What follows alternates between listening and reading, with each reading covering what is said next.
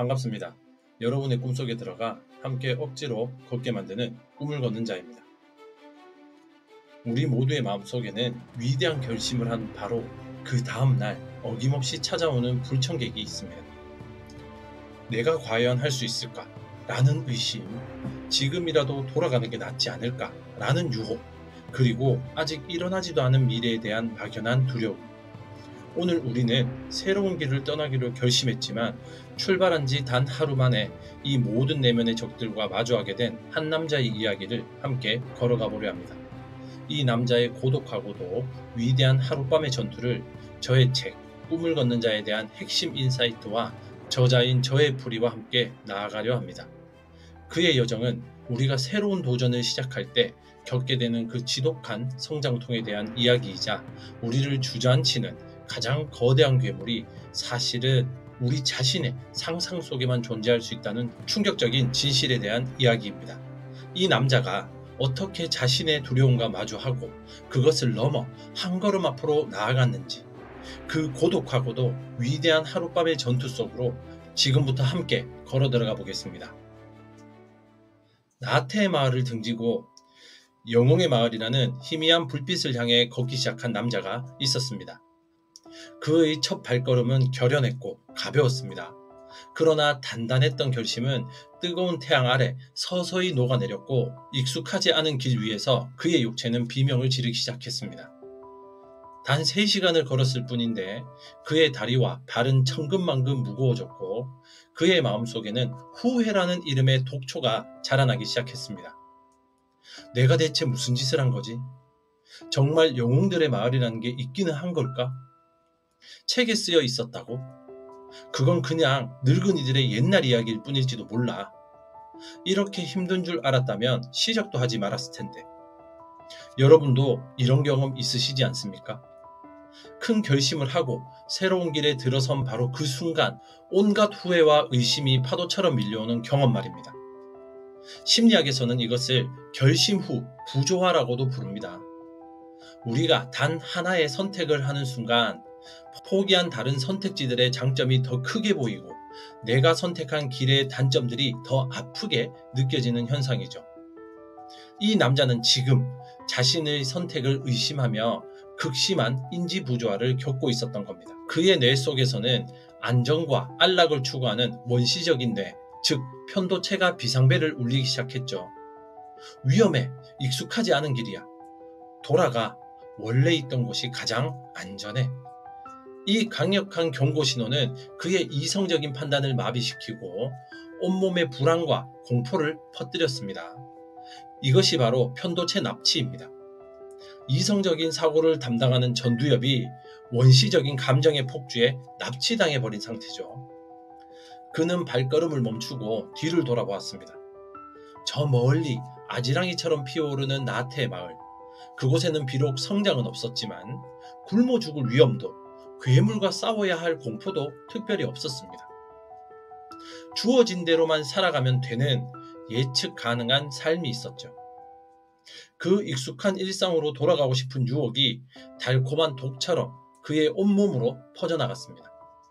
하지만 동시에 그곳으로 돌아가면 다시 마주해야 할 무기력과 절망감이 그의 발목을 붙잡았죠. 그는 나아가지도 물러서지도 못한 채 선택의 기로 위에서 길을 잃고 만 것입니다. 육체와 정신이 모두 지쳐버린 그는 해가 저물어가는 하늘 아래 거친 숨을 몰아쉬며 차가운 나무에 등을 기댄 채 깜빡 잠이 들고 말았습니다. 그리고 그는 꿈을 꾸었죠. 꿈속에서는 그는 짙은 안개에 쌓인 낯선 장소에 서 있었습니다. 한 치 앞도 보이지 않는 불안한 공간, 그의 앞에는 꿈인데도 그 무게감이 느껴질 만큼 위풍당당한 갑옷을 입은 한 전사가 서 있었습니다. 전사의 눈빛은 강철처럼 강렬했지만 이상하게도 따뜻했습니다. 전사는 그 자신의 내면 깊은 곳에 잠들어 있던 이성적인 자아의 모습이었을지도 모릅니다. 전사라는 주인공이 흔들리는 마음을 꿰뚫어 보듯 단호한 목소리로 물었습니다. 포기할 것인가? 아니면 앞으로 나아갈 것인가? 선택은 오직 네 몫이다. 주인공은 망설이며 자신의 나약함을 그대로 드러냈습니다. 하지만 저는 너무 약하고 겁이 많습니다. 어떻게 계속 나아갈 수 있겠습니까? 바로 이 순간 전사는 성공 철학의 가장 위대한 비밀 중 하나를 이야기하죠. 그는 허리에 찬 검을 꺼내 땅에 깊숙이 꽂으며 말했습니다. 영웅이란 강한 자가 아니라 끝까지 나아가는 자를 의미한다. 여러분, 이 말의 깊이를 한번 느껴보십시오. 우리는 흔히 영웅이나 성공한 사람들이라는 우리와 다른 특별한 DNA를 가지고 태어나 두려움조차 느끼지 않는 강인한 존재일 것이라고 착각하죠. 하지만 진실은 정반대입니다. 그들 역시 우리와 똑같이 두려워하고 불안해하며 포기하고 싶은 순간을 수없이 마주합니다. 심리학자 앤젤라 더코어스가 말한 그릿의 개념이 바로 이것이죠. 그릿이란 재능보다 더 중요한 성공의 요인으로 열정과 결합된 끈기를 의미합니다. 즉, 실패와 역경에서도 좌절하지 않고 자신의 목표를 향해 장기적으로 나아가는 마음의 근력이죠. 꿈속의 전사가 말한 끝까지 나아가는 자가 바로 이 그릿을 가진 사람이거든요. 전사는 덧붙입니다. 모든 길은 두려움으로 가득 차 있다. 하지만 두려움을 정면으로 마주하고 한 걸음씩 나아가라. 그렇지 않으면 너는 영원히 제자리에 멈춰 있을 것이다. 이것은 용기에 대한 가장 위대한 재정의입니다. 용기란 두려움을 느끼지 못하는 것이 아닙니다. 용기란 두려움에 온몸이 떨리면서도 그럼에도 불구하고 앞으로 나아가기로 선택하는 것입니다. 그 순간 안개가 걷히며 밝은 빛이 그의 앞을 비추었고 그는 가슴 속에 뜨거운 희망이 차오르는 것을 느꼈습니다. 그는 꿈속에서 자신의 길을 막아선 것이 외부의 적이 아니라 자기 안의 두려움이었음을 깨달은 거죠. 차가운 새벽 공기에 눈을 떴을 때 그는 여전히 어둡고 스산한 숲속이었습니다. 하지만 그의 눈빛은 어젯밤과는 완전히 달라져 있었거든요. 꿈속 전사의 목소리가 그의 귓가에 맴돌았고 더 이상 두려움에 머물지 않겠다는 결심이 그의 심장을 다시 뛰게 했습니다. 그는 남은 식량을 확인하고 다시 길을 나설 준비를 했습니다. 하지만 세상은 우리의 결심을 그렇게 호락호락하게 내버려 두지 않죠. 우리의 결심이 진짜인지를 시험하려는 듯 어김없이 시련을 보내오죠. 해가 완전히 저물어 마을을 찾지 못한 그는 결국 숲속에서 야외 취침을 준비해야 했습니다. 포기하지 않겠다는 다짐은 굳건했지만 칠흑 같은 어둠이 내리자 원시적인 공포가 다시 그의 온몸을 감쌌습니다. 그는 두려운 마음을 억누르며 나뭇가지와 잎들로 얼기설기 잠자리를 만들고 뭉클였습니다. 바로 그때였습니다. 그의 오른편 어둠 속에서 바스락하는 아주 작지만 선명한 소리가 들려왔습니다. 그 순간 그의 뇌 속 편도체는 또다시 비상벨을 울리기 시작했죠. 그의 머릿속은 온갖 끔찍한 상상들로 가득 차버렸습니다. 괴물인가? 아니면 도적대인가? 아니면 굶주린 들짐승인가? 심장이 미친 듯이 뛰고 온몸의 근육이 돌처럼 굳었습니다. 소리는 멈추지 않고 불규칙하게 하지만 계속해서 들려왔습니다. 그의 내면에서 두 개의 목소리가 다시 싸우기 시작했습니다. 한쪽에서는 이렇게 속삭였죠. 숨어. 죽은 듯이 가만히 있으면 지나갈 거야. 확인하려 하지 마. 만약 진짜 괴물이면 어떡하려고 그래. 이것은 회피의 목소리였습니다. 다른 한쪽에서는 이렇게 외쳤습니다. 아니야, 이대로 두려움에 떨다 나를 세울 순 없어. 공포에 질려 지쳐버리면 내일 아침에 길을 떠날 힘조차 없을 거야. 확인해야 해. 정체를 알아야 싸우든 도망치든 할 수 있어. 이것은 직면의 목소리였죠. 이것이 바로 그가 마주한 진짜 시험이었습니다.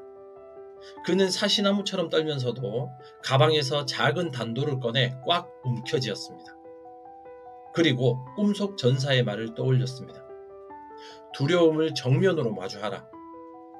그는 용기를 내어 숨소리조차 들리지 않도록 조심스럽게 소리가 나는 곳을 향해 낮은 포복으로 기어가기 시작했습니다. 한 뼘 한 뼘 나아가는 그 길은 영웅마을로 가는 길보다 더 길고 험난하게 느껴졌죠. 그리고 마침내 소리의 진원지에 도착하여 그 실체를 확인하는 순간 그는 허망함을 느꼈습니다. 그의 눈앞에 있었던 것은 부러진 나뭇가지 하나가 다른 나뭇잎들 위로 떨어져 밤새 부는 바람에 흔들리며 서로를 스치는 모습이었거든요. 그는 그 작은 나뭇가지를 보며 허탈한 한숨을 내쉬었습니다. 이 작은 나뭇가지를 나는 괴물로, 도적으로, 맹수로 상상하며 그렇게 공포에 떨었단 말인가? 하지만 그 허탈함 뒤에는 아주 값진 깨달음이 파도처럼 밀려왔습니다. 그렇구나. 내가 두렵고 무섭다고 해서 확인하지 않고 밤새 저 소리를 들었다면 아침이 올 때까지 저 나뭇가지는 내 머릿속에서 진짜 괴물이 되어 나를 괴롭혔을 거야. 하지만 내가 직접 확인한 순간 그 모든 두려움은 순식간에 사라졌어. 그는 비로소 알게 되었습니다. 두려움의 실체는 외부에 있는 것이 아니라 언제나 내 안에 있다는 것을. 두려움은 종종 알 수 없음과 불확실성을 먹고 자라는 우리 자신의 상상력이 만들어낸 괴물이라는 사실을 말입니다. 인지행동치료, 즉 CBT에서는 이것을 파국적 사고라고 부릅니다. 최악의 시나리오를 상상하며 그것이 반드시 일어날 것이라고 믿어버리는 생각의 오류죠. 주인공은 자신도 모르게 이 생각의 오류에 빠져 스스로를 공포의 감옥에 가두었던 겁니다. 하지만 그는 그 감옥의 문을 여는 열쇠 또한 발견했죠. 바로 확인하는 용기였습니다. 두려움의 감정을 피하거나 억누르는 것이 아니라 그 감정의 근원을 향해 직접 걸어 들어가 너의 정체가 무엇이냐라고 묻는 용기. 그 용기 있는 행동이 상상을 만들어낸 거대한 괴물을 하찮은 나뭇가지의 본 모습으로 되돌려 놓은 것입니다. 아침이 밝자 그는 그 나뭇가지를 주워 자신의 배낭에 소중히 넣었습니다. 앞으로 또다시 두려움이 찾아왔을 때 이 나뭇가지를 보며 어젯밤의 교훈을 되새기기 위해서였습니다. 이것은 그의 첫 번째 두려움 극복의 증거이자 앞으로 나아가기 위한 작지만 위대한 상징, 그의 증표가 되었습니다. 그는 이제 알았습니다. 영웅의 길이 두려움이 없는 것이 아니라 두려움과 함께 걸어가되 그것의 실체를 끊임없이 확인하며 나아가는 길이라는 것을 말입니다. 오늘 우리는 한 남자가 자신의 내면 깊숙한 곳에 숨어있던 두려움이라는 괴물과 마주하고 마침내 그것을 넘어 한 걸음 앞으로 나아가는 과정을 함께 걸었습니다. 이 이야기가 우리에게 던지는 메시지는 명확하죠. 성공을 가로막는 가장 큰 장애물은 종종 외부의 시련이 아니라 우리 스스로 만들어낸 상상 속의 공포라는 것입니다. 우리는 아직 일어나지 않은 실패를 걱정하고 존재하지 않는 위협을 상상하며 스스로의 발목을 잡아버립니다. 하지만 기억하세요. 두려움이라는 짙은 안개를 걷어내는 유일한 방법은 그 안으로 직접 걸어 들어가는 용기뿐입니다. 당신을 떨게 만드는 그 바스락거리는 소리의 실체를 직접 확인했을 때 당신은 그것이 당신을 해칠 수 없는 가장 작은 나뭇가지였음을 깨닫게 될 것입니다. 여러분, 지금 당신의 길을 가로막고 있는 가장 큰 두려움은 무엇입니까? 그 두려움의 실체는 과연 무엇일까요? 오늘 당신의 작은 단도를 손에 쥐고 그 소리의 근원을 향해 한 걸음 나아가 보는 것이 어떻겠습니까? 당신의 꿈 곁에서 함께 조용히 걷는 꿈을 걷는 자였습니다. 감사합니다.